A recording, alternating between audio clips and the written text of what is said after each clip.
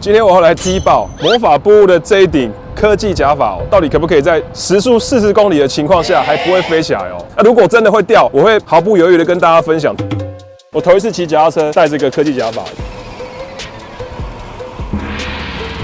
刚刚这样试了一下哦，这个时速没有40公里，应该也有个36、37耶。想不到这个头发竟然没有掉。那所以说，如果你对这个科技假发在运动上的使用有疑虑的话，那欢迎你直接到他们魔法部屋的门市哦去参考看看。那如果之后有其他的东西，再跟各位分享。